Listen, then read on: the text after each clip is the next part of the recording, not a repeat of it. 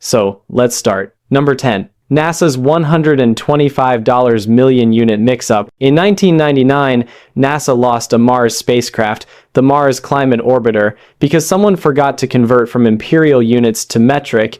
One team used newtons, the other used pounds force. Nobody caught it, nobody questioned it. The result?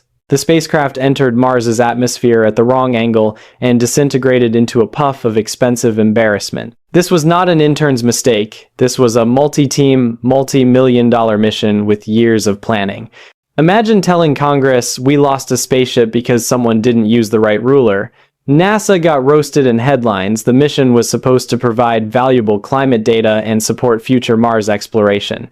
Instead, it became a case study in why every engineering student must learn unit conversions or risk detonating millions of dollars mid-space. Afterward, NASA implemented stricter protocols for cross-checking unit systems, but the damage was done. The only thing we learned from that mission was that math really does matter, and sometimes in the most expensive way possible. Number 9. The exploding whale. In 1970, officials in Oregon found themselves staring down a very strange and very smelly problem. An 8-ton dead sperm whale had washed up on the beach and it was starting to rot fast. This wasn't just a public nuisance, it was a biological time bomb made of blubber. The thing was too big to bury, too bloated to move, and too disgusting to just leave alone. Naturally, they turned to the state highway department. Because who better to deal with marine biology than the folks who fix potholes? The highway department came up with a plan. Dynamite. Yep, blow it up. Use half a ton of explosives to blast the whale into itty-bitty bits and let nature take care of the cleanup. The logic? The explosion would vaporize most of the carcass and the seagulls would swoop in for a nice seafood buffet with whatever remained. Except that's not what happened at all. When the explosives were detonated, the beach did not get a gentle misting of whale particles. Instead, it got blasted with chunks of flesh the size of microwaves. Huge slabs of whale meat launched into the sky like greasy comets. One particularly unlucky chunk slammed into a car parked a quarter-mile away, completely flattening it. Eyewitnesses, some of whom were reporters, described people laughing, screaming, and diving for cover. It was less nature takes its course and more apocalyptic meat storm.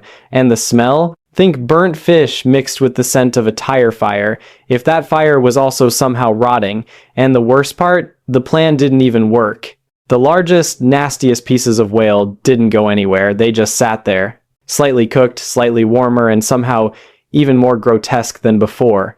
The whole disaster was caught on film and became one of the first news bloopers to go viral.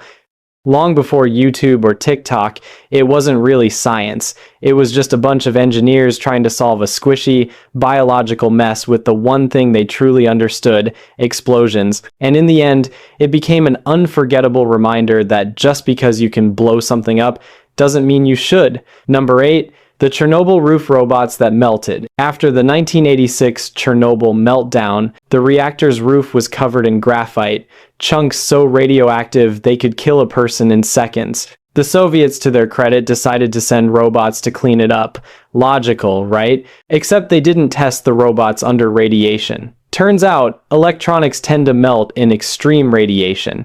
The machines jammed, froze, smoked, or just wandered off like drunk Roombas. One robot literally walked off the roof and fell off the building. Another spun aimlessly before collapsing. Some just twitched, sparked, and died on the spot, completely useless under the intense radiation they were supposed to handle. So the plan to avoid human exposure backfired spectacularly. They had to send bio-robots, aka people, onto the roof. Wearing makeshift lead suits, often improvised from whatever materials were lying around, they sprinted onto the reactor, tossed debris, and jumped back in under 90 seconds. If they stayed longer, they'd die. This wasn't just poor planning, it was a failure to grasp that radiation destroys electronics.